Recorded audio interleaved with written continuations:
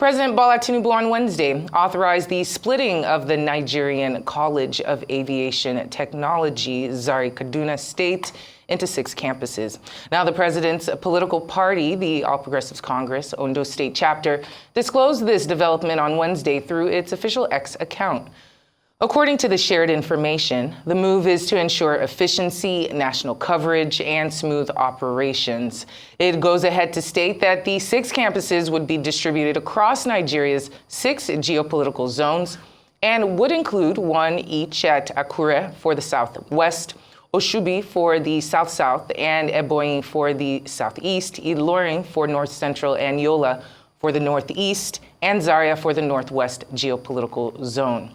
Well, for some more focus on this development, how aviation can grow Nigeria's GDP, as well as the controversy generated by the establishment of a national carrier, we are now being joined by a former managing director of Nigerian Airspace Management Agency, Rowland, Iyayi.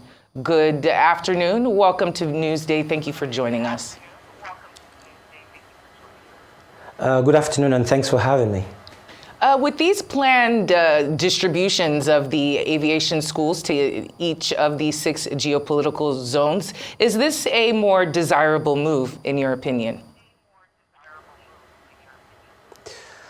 Well, let me say this. As we speak, we have issues with Zaria being where it is. If you're splitting Zaria into 6 units, and I don't see any budgetary allocations for new campuses to be established, it would seem like Zaria is going to be spread thin. Are we then talking about moving assets out of Zaria, i.e. aircraft, personnel, and everything else, into these additional 5 units?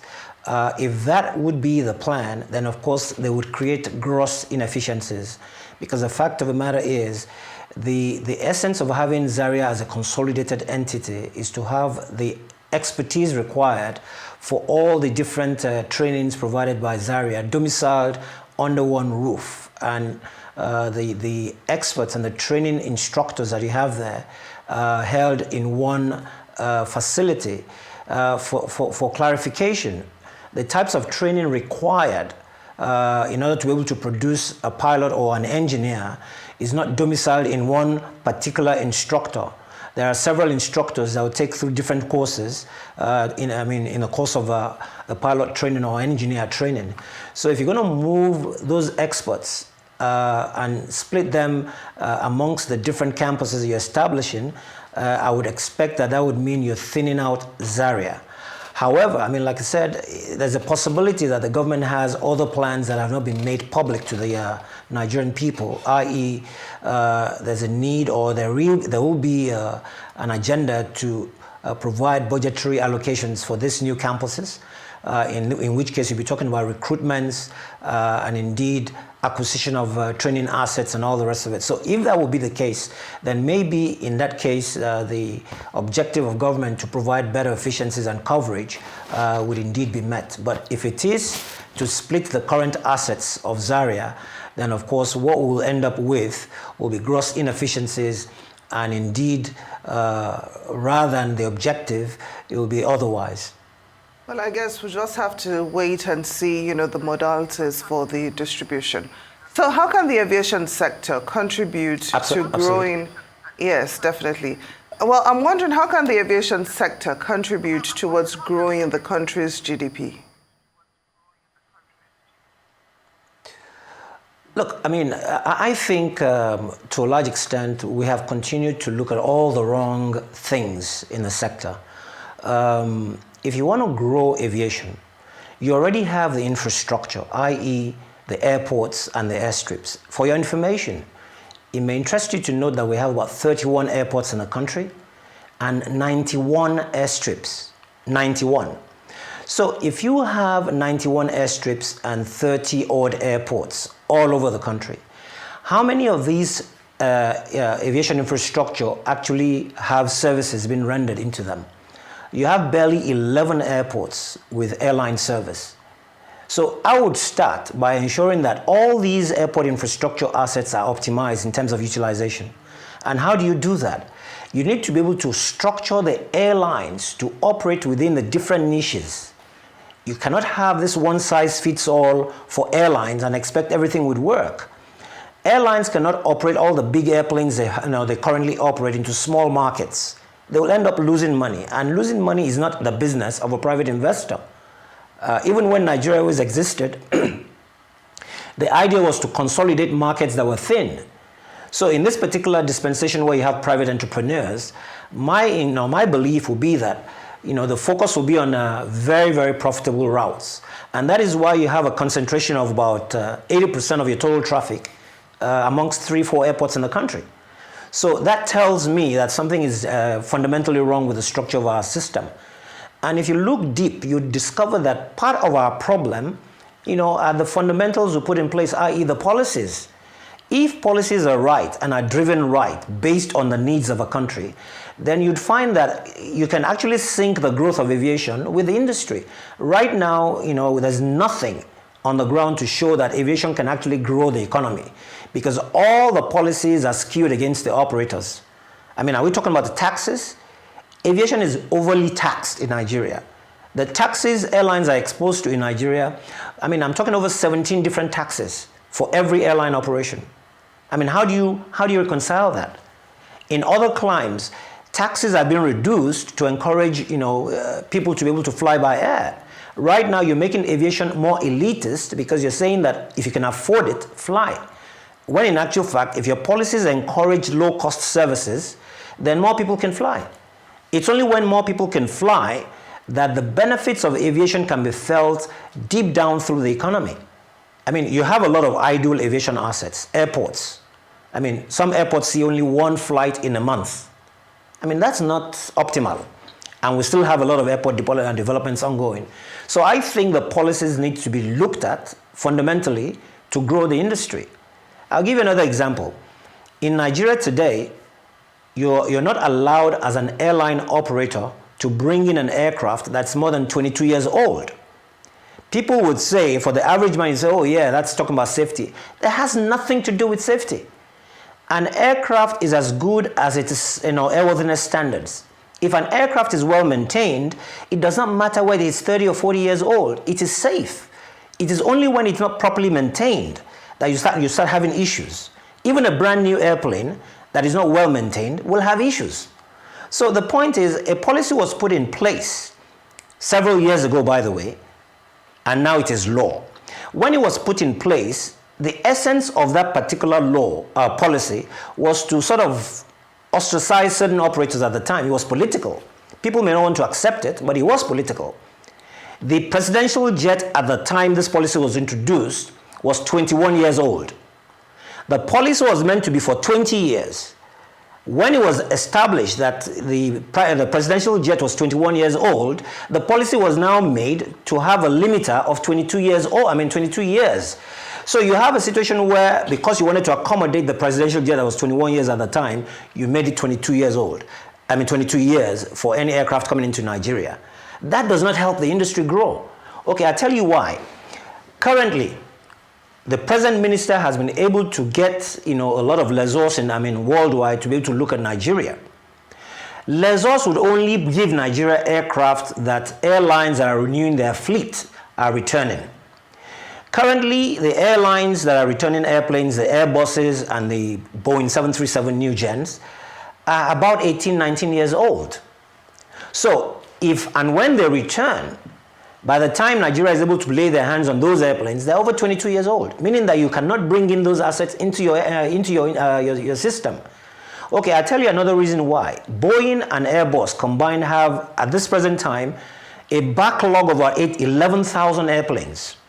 What that means is that all these 11,000 airplanes that are due for airlines that are undergoing fleet renewal will not be delivered, and for as long as they're not delivered, these airlines cannot release those airplanes they're trying to replace into the open market. So for as long as these airplanes are not delivered to them, they continue to operate these airplanes that they have currently. By the time they're releasing them in another 2 years, when Boeing and Airbus are talking about maybe able to meet up with the demand, then we're talking about 20 years old, the average age of most of these airplanes. Remember, Nigeria is not the only country in the open market looking for aircraft. So what it means is that at the end of the day, all these airplanes coming off leases into the open market will not be qualified, even though they are airworthy, to come into Nigeria to operate. So I think we need to fundamentally review a lot of all the policies in the industry for us to be able to get the benefits of what the industry can add in terms of value to the GDP. Currently, the GDP contribution of aviation is about 0.5%. Aviation in Nigeria, with the 200 million people we have as population, should be contributing at least 5%. So we have fundamental flaws, and based purely on policy. These are human-made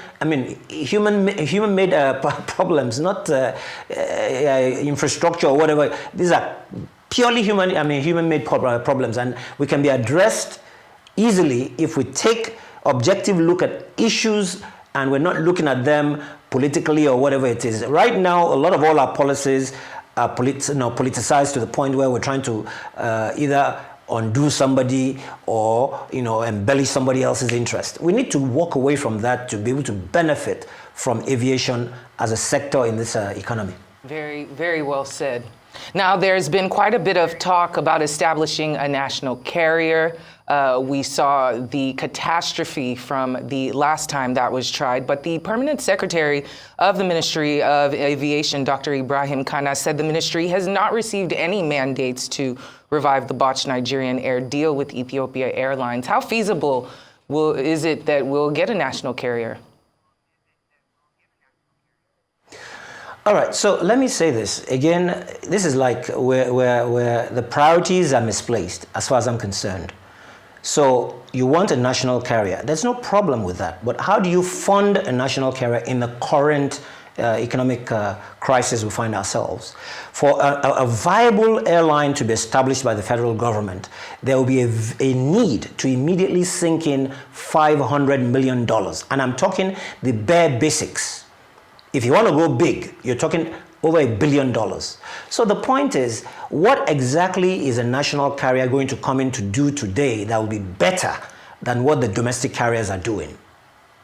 And what market do you want this national carrier to operate in? Are we talking domestic or are we talking international? What structures are you going to put in place to ensure that whatever you're establishing does not decimate the local industry? Because the Nigeria Air experience that we had, which meant a lot of airlines, including myself, had to go to court to fight, talked about giving the Nigerian national carrier they wanted to establish tax incentives for 15 years. Meaning that you will have a tax moratorium by this airline, they will not pay taxes for 15 years. Essentially what you're saying is that the domestic carriers paying these taxes will be the ones funding the establishment of a national carrier. How does that make sense? The same carrier, the same Nigeria Air, talked about providing predatory pricing as a market penetration strategy. Anybody who does economics understands that when you do a predatory pricing, what you're doing is to kill off competition. When you kill the current operators in the market, people who are not financially buoyant enough to sustain that competition, they die. When they leave the market, the Nigeria Air that you would have had will now increase fares, not minding the fact that they do not have that capacity. Because the Nigeria Air was going to come in with only 2-3 aircraft. Airpeace has about 30 airplanes. Ibom Air about 11. So how do you ramp up capacity in a very short spell of time? Even with all the money in the world, airplanes are not things you walk into the market and get overnight. So in realistic terms, it is not feasible. But again, government is government. They may not want to listen because an objective of government has to be achieved however it is. But if we need to do things properly, I would expect that the priority at this point in time will be to look at all those limiters in the industry that is not allowing the industry to grow. When you remove those limiters and you create sort of a level playing field, and you give the incentive for the domestic carriers to excel, then if you bring in a national carrier that will compete on the same terms, then nobody would bat an eyelid. But you are bringing a national carrier that would be competing, you know, creating a disadvantage for the current operators. It wouldn't make sense. If Nigeria would do a national carrier, the structure that was adopted for the Ethiopian model is definitely not what they should be looking at. If the government would say, okay, look, we need a national carrier because we have a host of buses that we have not been able to exercise, then it means that they will look at a national carrier that will become an international operator. That would make sense, because then the competition, you know, is international. But if the same people, realizing that international competition is something that's too stiff for them to operate in, and decide to now come into the domestic market with all the sort of benefits that are not given to the current domestic carriers, then of course you will kill off the domestic market. What you'll end up with will be dead domestic sector. The same national carrier you're talking about will be moribund, because they wouldn't have the capacity to be able to meet with what the market demands. We'll end up with a Nigeria Airways days where you'll have a ticket, a boarding pass, and you're not guaranteed a seat. So you see, we cannot take ourselves back to the dark ages. If things need to be done, it needs to be done in an informed manner. Yes, it can be a good thing to have. It is not a need to have. The current operators should be encouraged to up their game, increase capacity, and let them be able to go into areas where the government is not able to do, so that our economy can be grown. Government cannot grow the economy bringing a national carrier. Even if the national carrier was given a 10-year head start, it will still not succeed in our current climes. All the policies that are inimical to the growth of industry need to be removed as a first step. Once that is done, you empower. Let me tell you something. Do you know how hard it is for a domestic airline to get access to foreign exchange? The industry internationally is premised on credibility. If your domestic airline goes to lease an aircraft, at the end of each month, it is struggling to get forex from the central bank to be able to pay the leases, there's no credibility. So the same default that you have will be the same default that a national carrier will have if you don't have access to funds. So let's be very clear. For as long as the current climes exist, it will be very difficult to have a national carrier that will make sense. If the model that Ethiopian provided us then is the same model they want to try, I can guarantee you we will not make progress. So it depends on what government is trying to do with the new agenda. Well, thank you so much for this robust and insightful discussion. Former Managing Director of the Nigerian Airspace Management Agency, Rowland Iyayi. Thanks for joining us on Newsday.